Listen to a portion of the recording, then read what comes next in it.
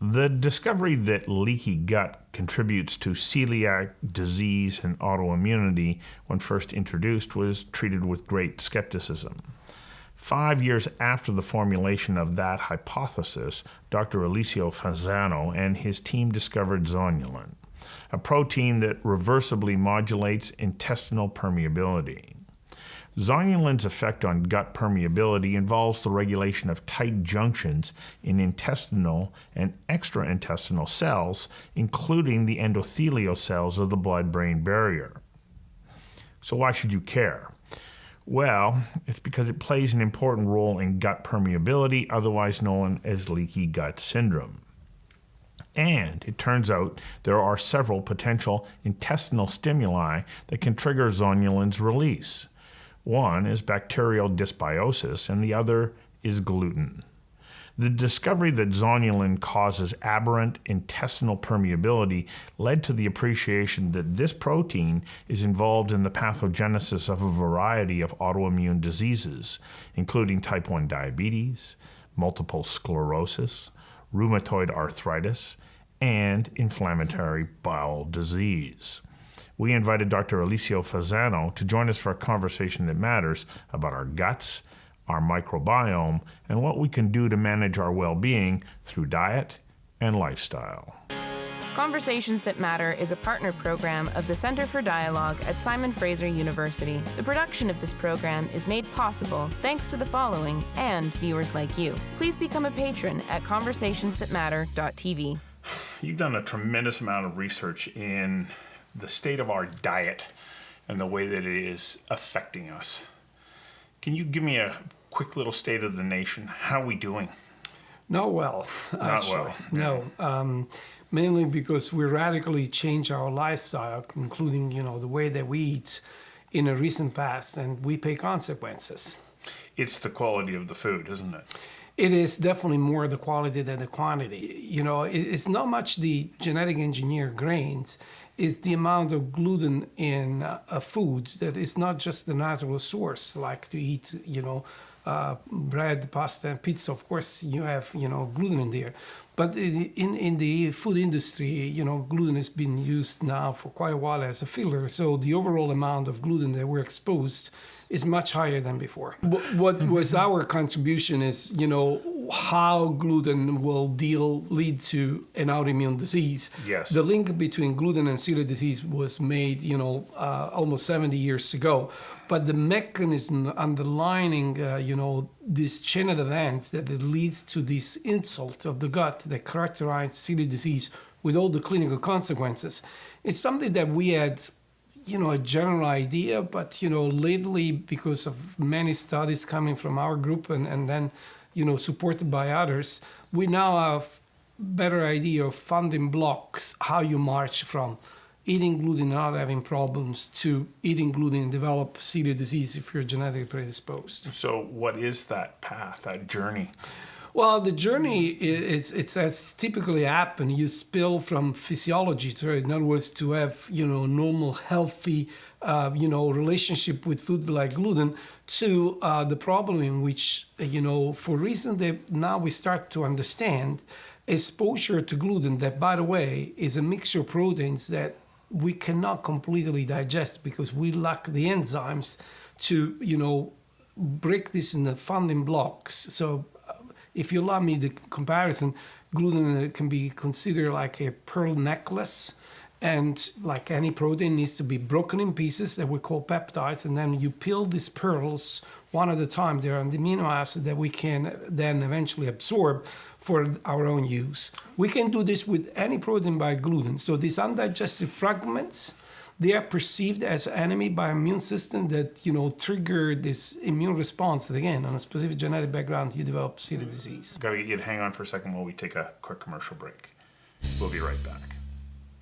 Conversations That Matter is brought to you by Onulin Brown, a client-focused investment firm that starts client relationships with straightforward conversations focused on you, your aspirations, and your investment priorities.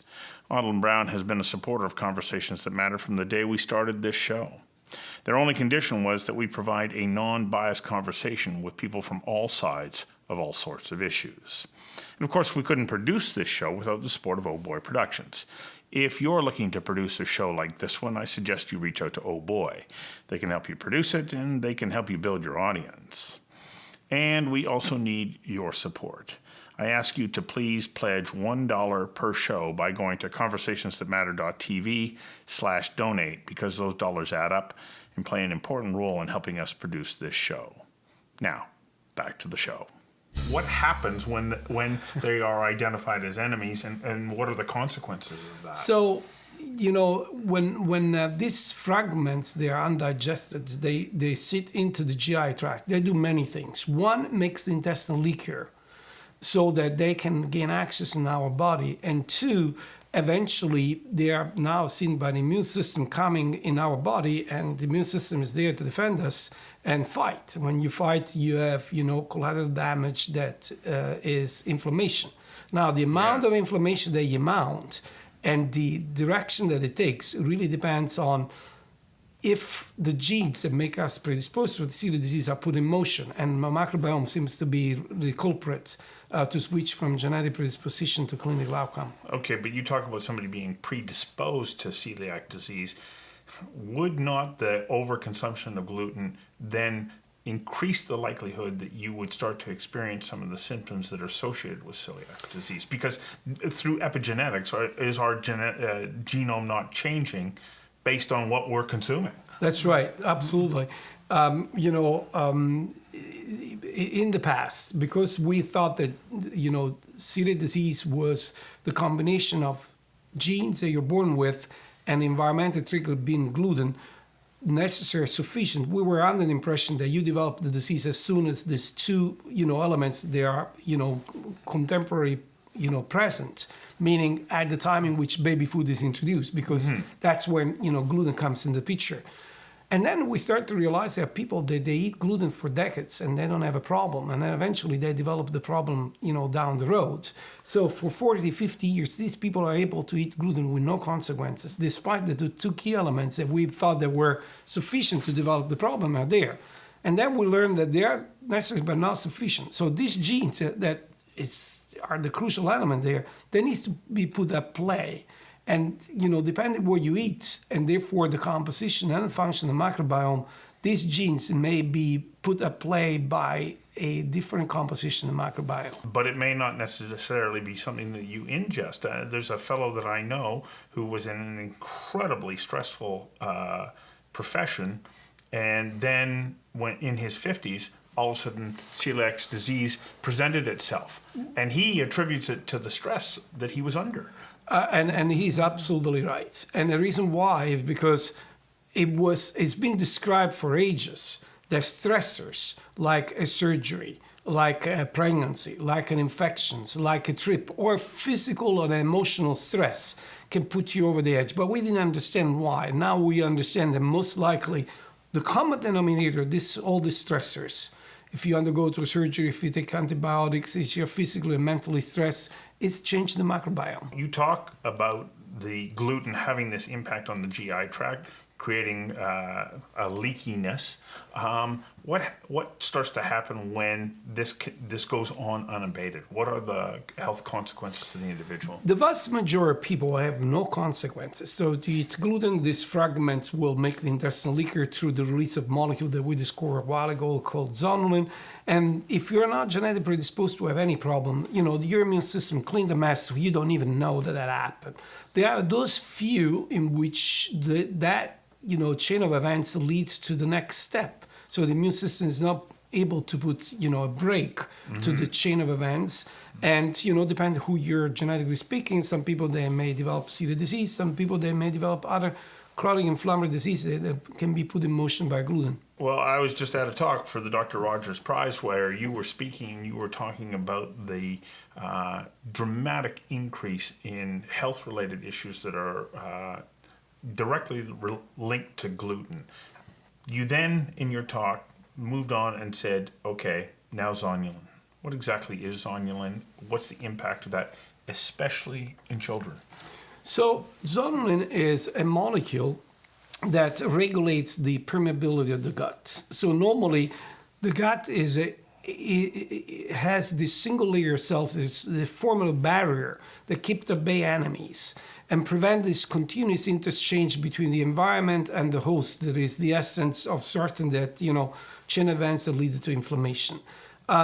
We want to modulate the gut permeability because there are some advantage to do that, but we don't want to have this leakiness all the time. So zonulin is the molecule, so far the only physiologic modulator of permeability of the gut and other districts. When it's produced in the right amount, it does, a service to us. When it goes out of control, one being, again, excessive exposure to this fragment of gluten on a specific genetic background will create this continuous leakiness that, again, it can be the beginning of this pathway that leads to inflammation.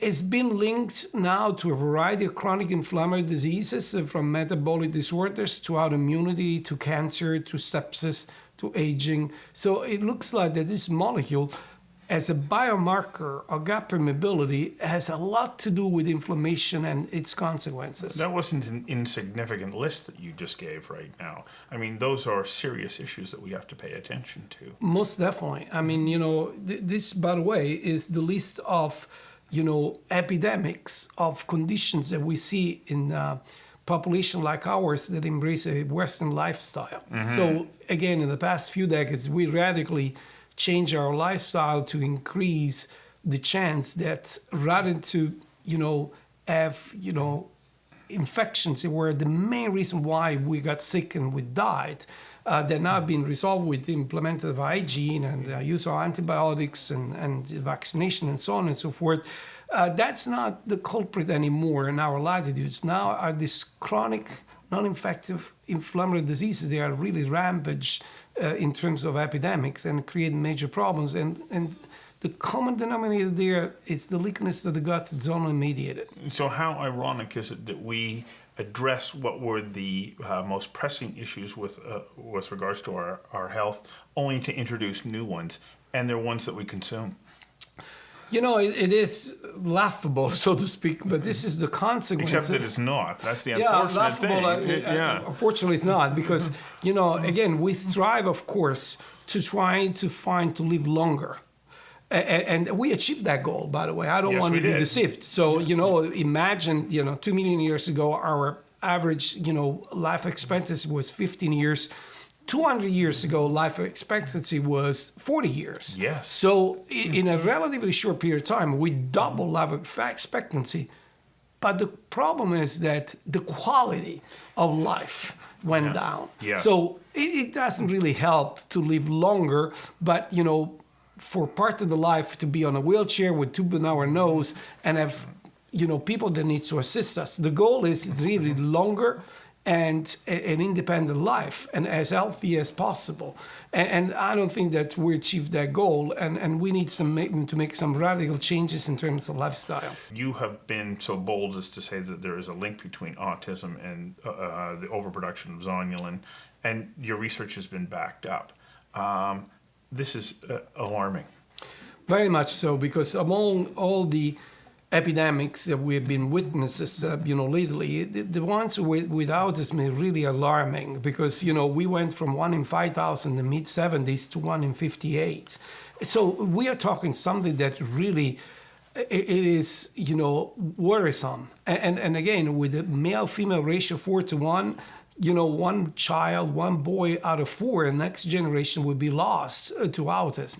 So clearly, we're doing something tremendously wrong. So we have the moral obligation, first of all, to understand what we've been doing wrong, and secondly, make a remedy to stop this epidemic. What is that remedy? The challenge with these chronic inflammatory diseases is that, we have been focused ourselves on the condition and not the, person. Mm-hmm. These are final destination. How you got there can be very different from one individual to another. So they all got to the same final point, but the path that they follow can be very different from one group of individual versus another.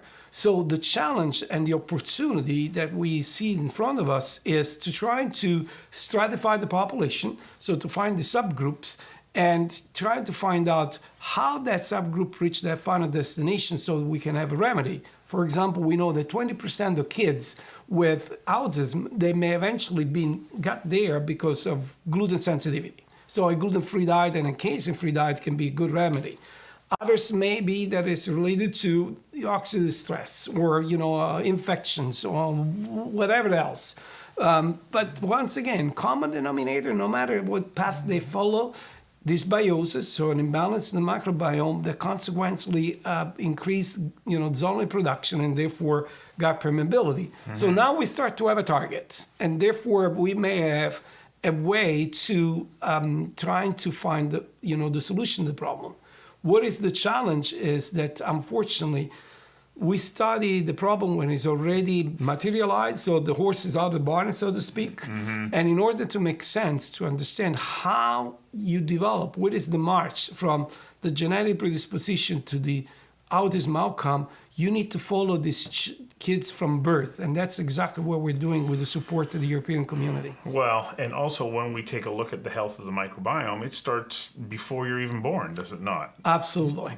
It really depends on mom's lifestyle, the environment that she's, living in, and of course the perinatal events, the way that the baby is born, a C-section versus vaginal delivery, if it's premature, with antibiotic exposure, the kind of feeding, breastfeeding versus bottle feeding, all these elements. Mom plays a very important role. Absolutely, totally. But the father as well, not as impactful as mom, but the father also has because he brings his genetic heritage with him. That not only that, of course, and that's a given, but also contributes to the establishment and engraftment of the microbiome probably even before birth. How important is vaginal delivery in that long-term? The microbiome that we live with in a symbiotic relationship, it doesn't come as a chance. It's highly selected by the host. So there is a symbiotic, relationship that has to be compatible between the host genome and the microbiome. So there is no such thing as the normal microbiome. Each of us, we have our own microbiome. And because the genetic really determine the ideal microbiome, it comes as a given that, if we're genetically linked to our mothers, her microbiome is good for us. It's the one that we definitely want as an engraftment. She brought us into this world. Absolutely. Yeah. Now, when you're born by C-section, you take the skin microbiome of mom. That's not selected. It's all comers. The operating, personnel in the delivery room, microbiome, the anesthesiologist, the gynecologist, microbiome comes on that skin. And therefore, it's a mix of bugs that may not be compatible with the baby. And what about breastfeeding? This was done by design of evolution. The breastfeeding brings into the picture its own microbiome. So there is a milk microbiome that, supplement the ones that you receive during, delivery for first engraftment. Then there are immunoglobulins that really help to code some of the microbiome that will make this relationship to be ideal. And last but not least, there are what we call prebiotics. So in other words, food for the microbiome that is necessary to flourish the part of the microbiome that you want there. Okay. And for example, human monooligosaccharides that, for decades have been an headache for scientists because we didn't know what they was doing there since the baby cannot make use of it. And again, this doesn't come by chance. It was a try and retry of human evolution during the 2 million years that brought us where we are. So in other words, all the steps have been designed for 2 million years to get the perfect, combination between us and the microbiome. Tested by and created by Mother Nature. Absolutely. And here we now we bring this beautiful child into the world. And in a Western lifestyle that we have right now, we may be setting them up for a quick deterioration of that perfect system that they can be blessed with if we don't pay attention to their lifestyle. What does that lifestyle have to look like? If you go back, no more than 3 generations ago, you have the answer right there. we don't have antibiotics yet. So Right. I'm not demonizing the antibiotics. Thank No, to because them they play an make important major role. role. Yeah. But imagine that 95% of infections the first 2 years of life are viral and therefore would not benefit from antibiotic treatment. And yet we pediatricians, I say we because I'm a pediatrician as well, we are very prone to give antibiotics during that period of time as soon as the kid has fever for a couple of days and doesn't go away. We feed babies the way they were not used to. Beside the breastfeeding that has so many advantages, of course, it's sterile, it's the right temperature, it's produced at the right time and all 9 yards compared to bottle feeding. When we start with baby food now, moms that they work, and again, I don't want to demonize that as well, they don't have the time to prepare the food for the baby. So you buy the jar and God knows what is in there. You have to trust the food makers that they choose the best of the best for the child. Typically, it's not the case. And then, of course, we go through, the modern lifestyle of the fast food, the junk food that, even in the cafeteria schools have been served until the recent past as, the way to go. That is feeding only part of the microbiome, putting disadvantage other parts because, the diversity of the microbiome require the diversity of nutrients that we were used to, evolutionarily speaking, to be exposed to. And we don't have that anymore. And finally, if you allow me to, another radical change is that, there is no seasonality of the nutrients anymore. The kilometer zero production is not, something that's only few people can afford economically because now there is mass production and we want, food all the way around, all year round at the same level. I was making the example today. When I was growing up, when strawberries, you wait July and August, and they look ugly. They look at different forms, but they were tasty. Now they're all big, they're all red, and you got this for 12 months a year. You wonder, what's what the is nutritional value of this? that? That's right. Let's fast forward to I'm 60 years of age, and I'm now starting to see the consequences of this modern Western lifestyle. What do I do? Trying to regain the lifestyle that we evolved with.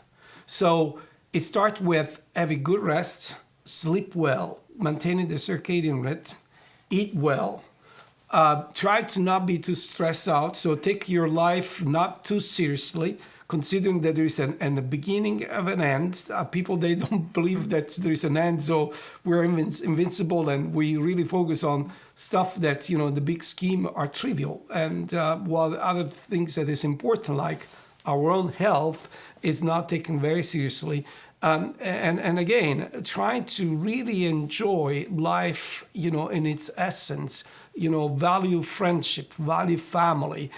This is all, going back to your friend that developed celiac disease after major stress, these are all breaks on stress because these are all, mitigators of the stressful life that we live now. And cook your own meals. And definitely cook your own meals. Thank you very much. Thank you for having me. Fabulous. All right. Yeah.